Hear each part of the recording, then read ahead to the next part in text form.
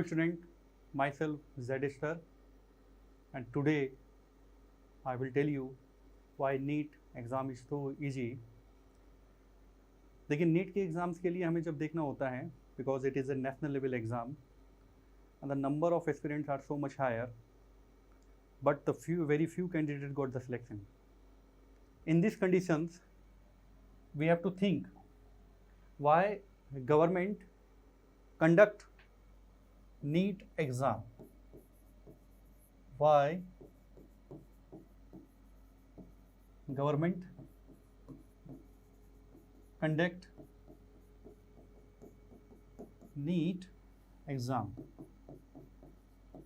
In this condition, we have to think ऐसी क्या ज़रूरत है गवर्नमेंट को कि वो उसने इतना पेपर वर्क कराया, इतने लैक्स ऑफ स्टूडेंट्स को एक जगह से दूसरी जगह पर एग्ज़ाम देने के लिए जाना पड़ता है, और number of lakhs student appear होते हैं नीट के एग्ज़ाम्स में, जहाँ से very few of candidate select होते हैं.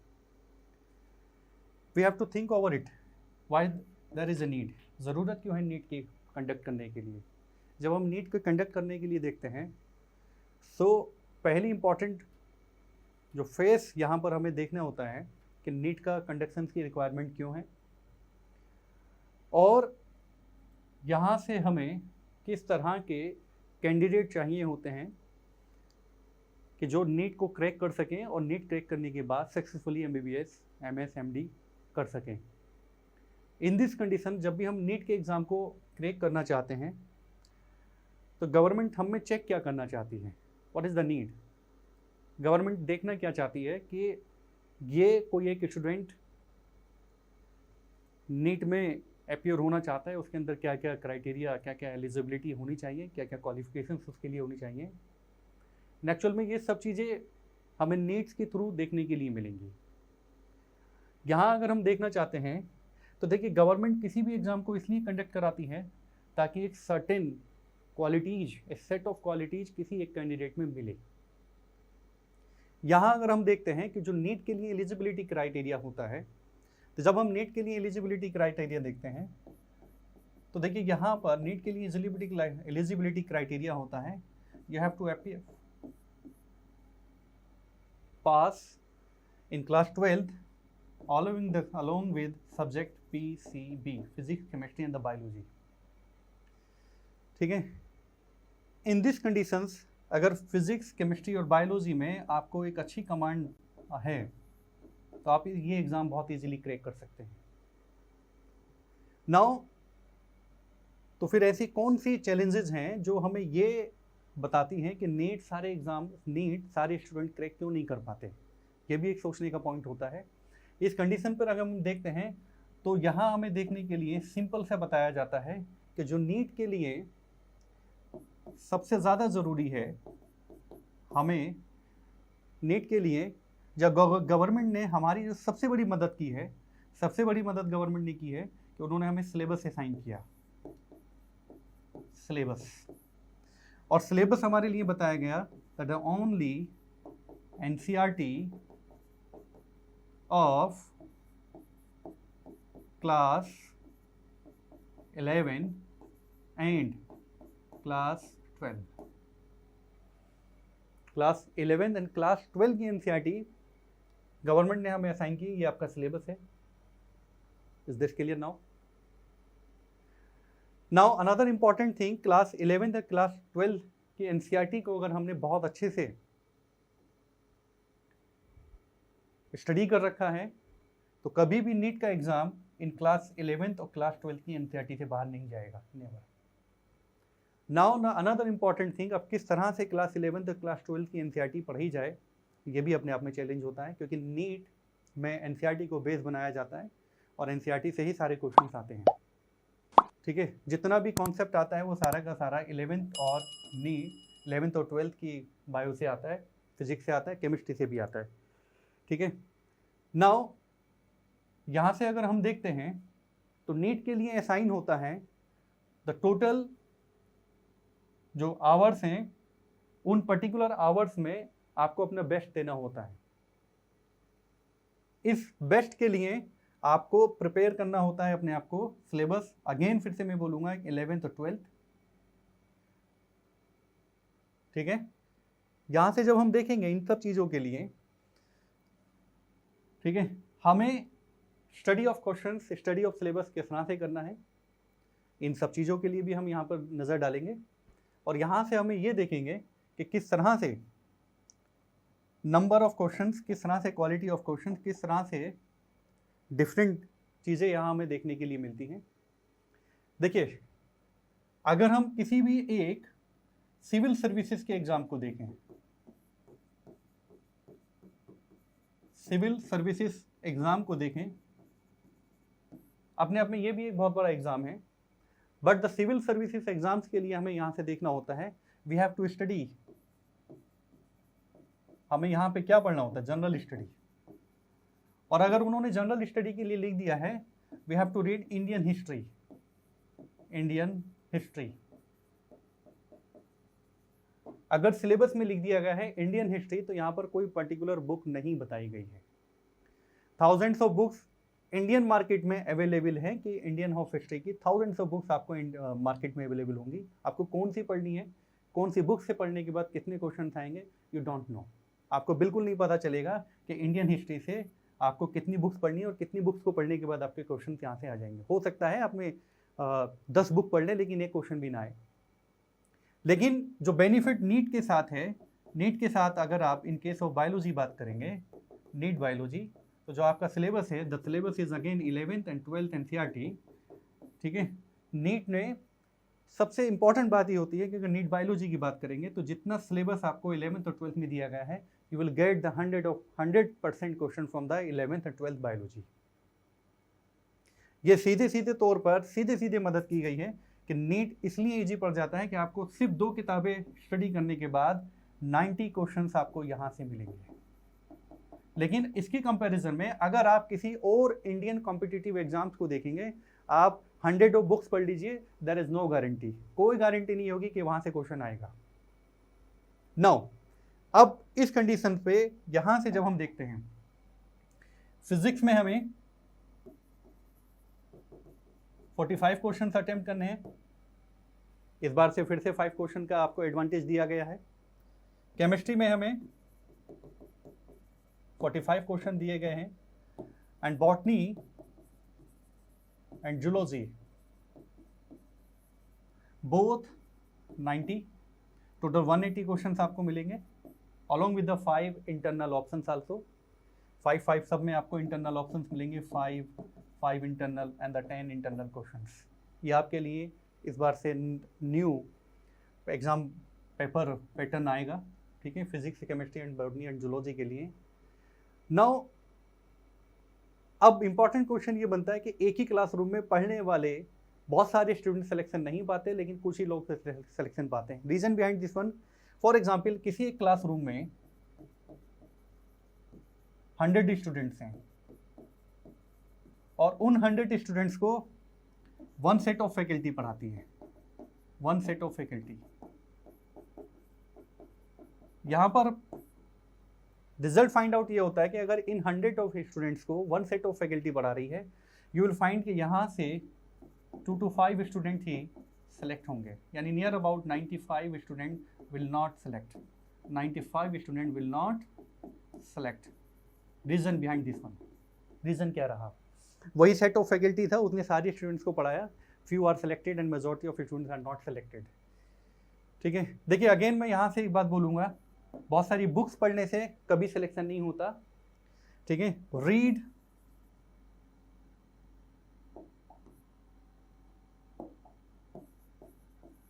Read 1 or 2 books many times. Read 1 or 2 books many times. In case we can say also revision and practice.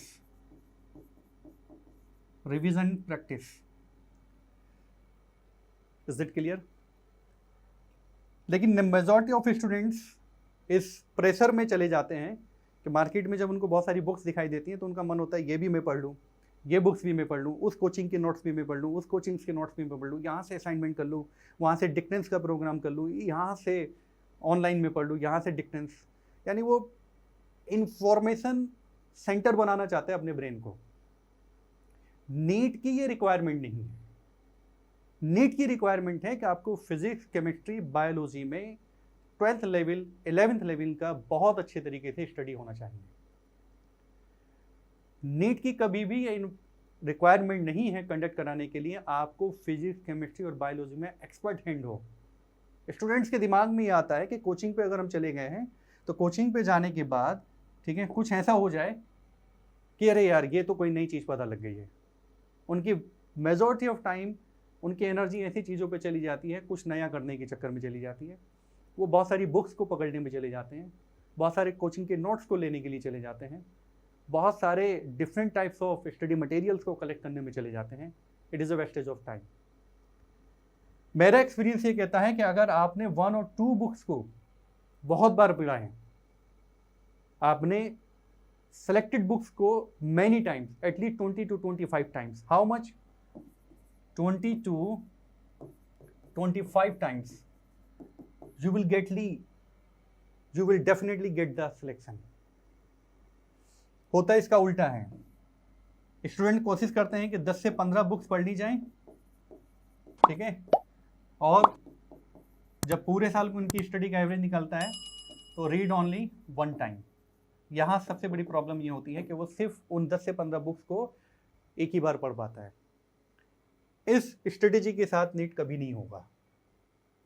अगर आपको अपना सिलेक्शन चाहिए, with in the 1 year selection चाहिए, आपको अपनी NCERT read 20 to 25 times at least, you will get the definitely selection.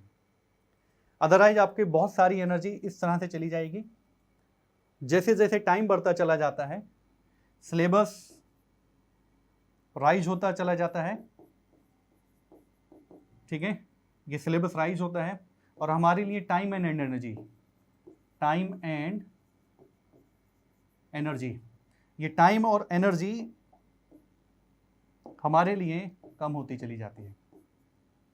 फिर से student जनवरी और फरवरी में आने के बाद बोलते हैं कि इस साल हमारा गया, अगले साल से फिर से नई तरीके से देखते हैं। तो यही साइकिल नेक्स्ट ईयर फिर रिपीट होगी, ठीक है। नेक्स्ट, यहां से जब हम देखते हैं नंबर ऑफ क्वेश्चंस के लिए, बच्चे बहुत ज़्यादा डिफरेंट टाइप्स ऑफ क्वेश्चन को कलेक्ट करते हैं। यहाँ से मैं आपको बता देता हूँ कि नीट जो कि 180 क्वेश्चन मार्क्स का हो रहा है, 3 आवर्स में हो रहा है, 180 questions, and you are getting the 3 hour. इन 3 आवर्स के लिए 180 क्वेश्चंस अवेलेबल है। Surely you have to perform in a limited time, and इसको हम बोलेंगे टाइम मैनेजमेंट। बिकॉज आपके पास रिसोर्सेस लिमिटेड हैं, टाइम रिसोर्सेस लिमिटेड है, क्वेश्चंस भी आपके पास लिमिटेड हैं, तो you have to perform your best time management. अगर आपके पास बेस्ट टाइम मैनेजमेंट नहीं है, प्रेजेंस ऑफ माइंड नहीं है, आप 1 या 2 क्वेश्चन से फिर से पीछे रह जाएंगे। इस कंडीशंस में आपको टाइम मैनेजमेंट करना होगा, और जब तक आपका टाइम मैनेजमेंट प्रॉपर नहीं होगा, जब तक आपका वो लेवल नहीं पहुंचेगा, नीट नहीं होगा। यहाँ से ज़रूरत ये होती है कि अगेन टाइम मैनेजमेंट के लिए यू हैव टू प्रैक्टिस। आपको यहाँ पे क्या परफॉर्म करना है, फिर से अपनी प्रैक्टिस को देखना है, ठीक। यू हैव टू प्रैक्टिस, ठीक है। नाउ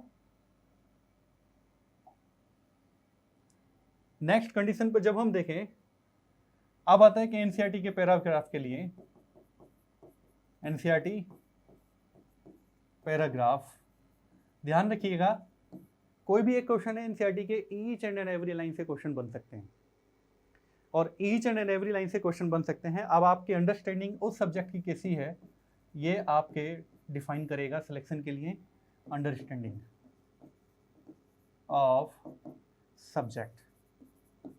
देखिए यहाँ से जब तक आपकी अंडरस्टैंडिंग ऑफ सब्जेक्ट नहीं होगी, you can not perform good with problems. For examples, देखिए कोई भी एक क्वेश्चन है, प्रॉब्लम है, अगर हम इस प्रॉब्लम की बात करते हैं, ये प्रॉब्लम, कोई भी एक प्रॉब्लम आती है, फॉर एग्जांपल हम बायोलॉजी की बात करते हैं, तो problems always of 2 types.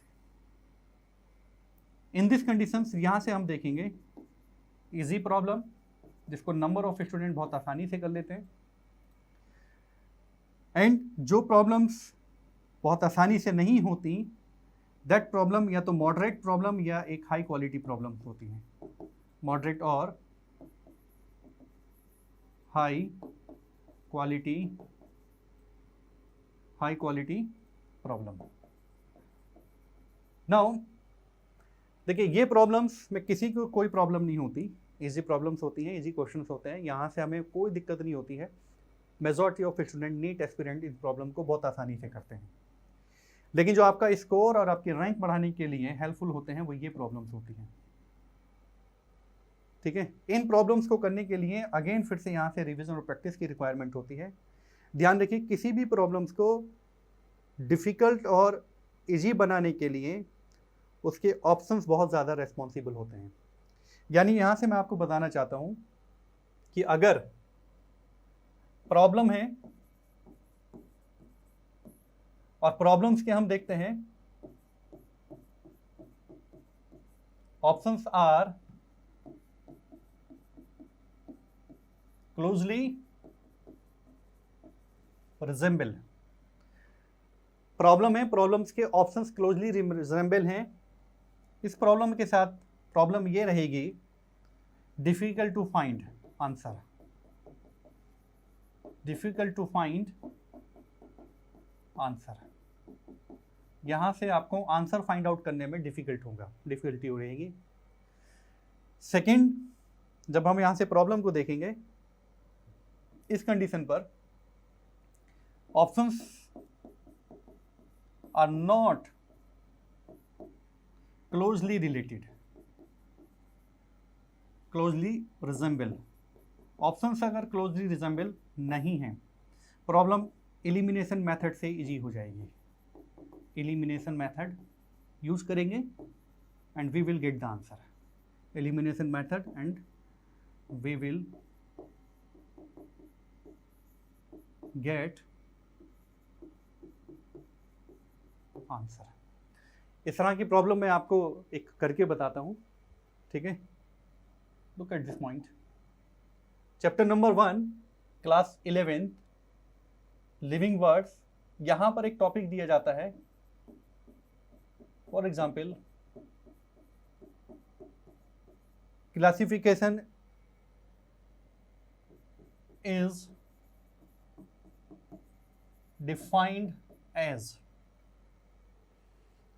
The option is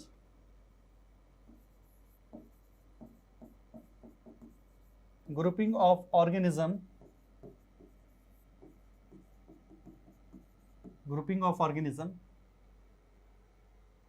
option B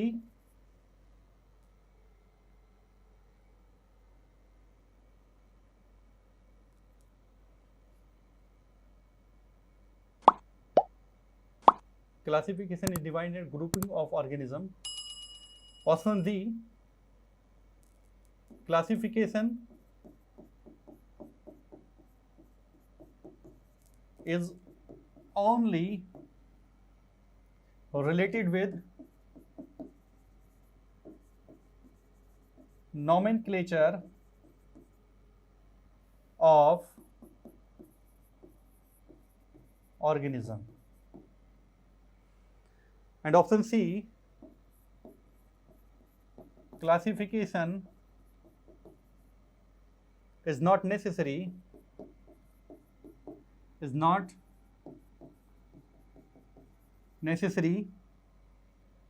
for study of organism, study of living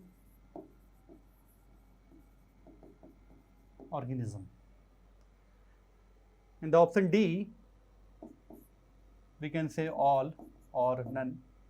देखिए, इस तरह के जो क्वेश्चन है, इजी क्वेश्चन मिलेंगे। Classification is the defined as grouping of organism, तो यहाँ से आंसर होगा हमारे लिए a. Is it clear now? लेकिन अगर यही स्टेटमेंट क्लासिफिकेशन के लिए जो कि हमें एनसीईआरटी में दिया है, वहीं से हम एक और क्वेश्चन, डिफिकल्ट क्वेश्चन बनाएं, तब हम यहाँ से देखेंगे, ठीक, क्लास 11 फिर से, which statement about classification is not, classification is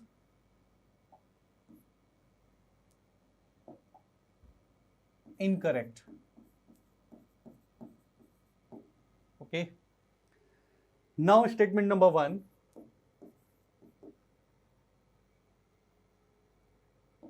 Classification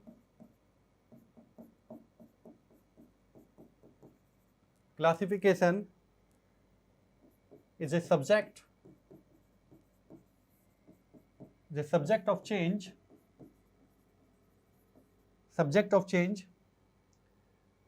based on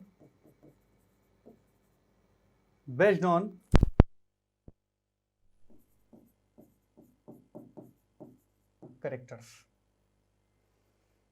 तो option B, classification never change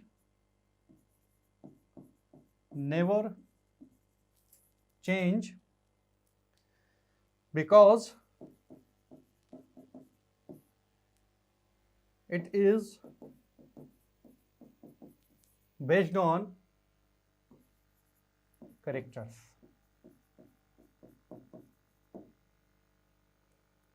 And option C,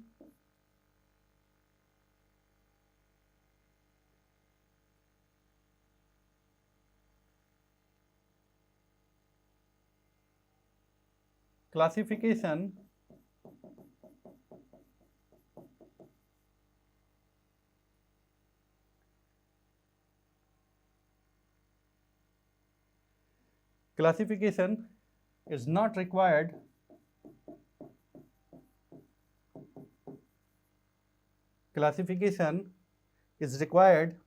note हटा दीजिए यहाँ से, classification is required for convenience of organism study.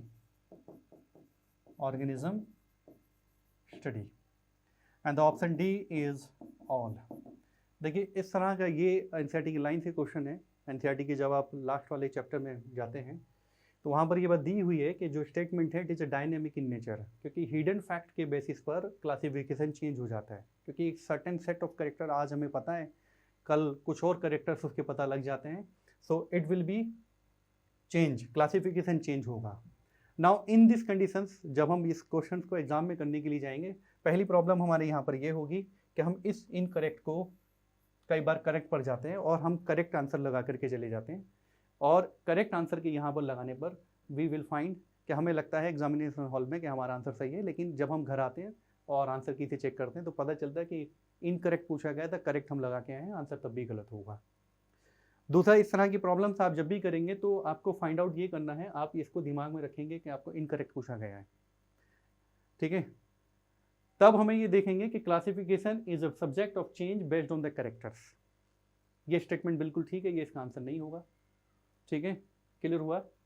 जब हम यहाँ से देखेंगे classification never change because it is based on character, ये स्टेटमेंट गलत है क्योंकि it is a subject of change. जैसे जैसे हिडन कैरेक्टर्स बाहर आएंगे क्लासिफिकेशन चेंज हो जाता है, क्लासिफिकेशन चेंज हो जाएगा। तो यहाँ पर हमने देखा कि क्लासिफिकेशन के लिए ही हमने बात की थी, लेकिन due to the similarity and the resemblance of options, question का आंसर फाइंड आउट करना ये डिफिकल्ट हो जाता है हमारे लिए। इस तरह के क्वेश्चन करने के लिए जब भी हम यहाँ से देखेंगे, इस तरह के क्वेश्चन करने के लिए जब भी हम यहाँ से देखेंगे तो वी हैव टू स्टडी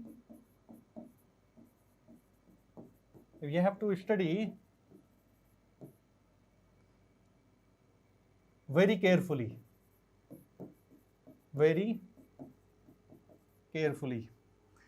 ठीक है। आपको we have to study very carefully, यानी आपको जितना भी एनसीईआरटी पढ़ना है आपको वहाँ से इस तरह से पढ़ना है कि एनसीईआरटी की हर एक लाइन से आप क्वेश्चन बना सकते हैं, क्वेश्चन वहाँ से आ सकता है, ठीक है। ये भी फाइंड आउट होता है कि पता ये चला कि सीधे लास्ट ईयर भी केमिस्ट्री के कुछ एग्जाम्पल्स पूछ लिए गए थे, बायो में सीधे डायग्राम से क्वेश्चन आता है, ठीक है, और हम उसको नेग्लेक्ट कर जाते हैं ड्यूरिंग द प्रिपरेशन पीरियड। तो हमें हर एक एनसीईआरटी का हर एक पैराग्राफ, हर एक डायग्राम हर एक क्वेश्चंस, हर एक डाटा हमें वहाँ से स्टडी करना पड़ेगा। एनसीईआरटी पे आप बिल्कुल भी किसी एक चीज़ को नेगलेक्ट नहीं कर सकते। ये हमारे सामने हमेशा चैलेंज होता है। नाउ अनदर इम्पॉर्टेंट थिंग, ठीक है, प्रैक्टिस आपको करनी पड़ेगी और प्रैक्टिस विद टाइम करनी पड़ेगी, तभी आपका टाइम मैनेजमेंट होगा। अदरवाइज बहुत ज़्यादा प्रॉब्लम होती है क्योंकि लैक्स ऑफ स्टूडेंट यहाँ पर अपीयर होते हैं। नेक्स्ट, फिर से मैं एक बात बताऊंगा आपको, पीसीबी में फिजिक्स, केमिस्ट्री और बायोलॉजी में आपको सिर्फ और सिर्फ स्ट्रिक्टली सिलेबस पे रहना है, स्ट्रिक्टली फॉलो सिलेबस। आपको यहाँ पे रिसर्चर या साइंटिस्ट नहीं बनना है, आपको सिर्फ अपना सिलेबस फॉलो करना है, स्कोर करना है, स्कोर करके अच्छी रैंक लानी है और एमबीबीएस को ऑब्टेन करना है। बिकॉज अगर आपका टाइम बहुत ज़्यादा रिसर्च पे या इंस्टीट्यूशनल वर्कआउट पे या साइंटिफिक मोड पे जाता है, इसके लिए बहुत सारे लोग ऑलरेडी अवेलेबल हैं जो अपनी ज़िंदगी वहाँ पर लगा रहे हैं। आपको सिर्फ और सिर्फ फिजिक्स, केमिस्ट्री और बायोलॉजी के लिए आपको अपना एक्सपर्ट हैंड देना है। That is this is the only requirement for NEET कि आपको 11th 12th की एनसीईआरटी बहुत अच्छे से आनी चाहिए, फिजिक्स केमिस्ट्री में बहुत अच्छे से और बायोलॉजी में बहुत अच्छे से आपका एक्सपर्ट हैंड होना चाहिए। स्ट्रिक्टली सिलेबस को फॉलो करना है, स्ट्रिक्टली आप सिलेबस को फॉलो करिए। इसके बाद मैं आपको बोलता हूँ, ठीक है, अगर आपको कहीं पर भी कोई भी प्रॉब्लम आती है, मी and my team is always with you. Stay tuned with the NEET IIT अड्डा। हमारे चैनल को सब्सक्राइब करिए। नीट IIT अड्डा के लिए मेरी पूरी टीम आपके साथ डेडिकेटेड होकर के वर्कआउट करने के लिए तैयार है, ठीक है। And we will be happy अगर आप हमारे साथ जुड़ते हैं। इंडियाज़ बेस्ट फैकल्टी आपके लिए अवेलेबल है। Thank you very much.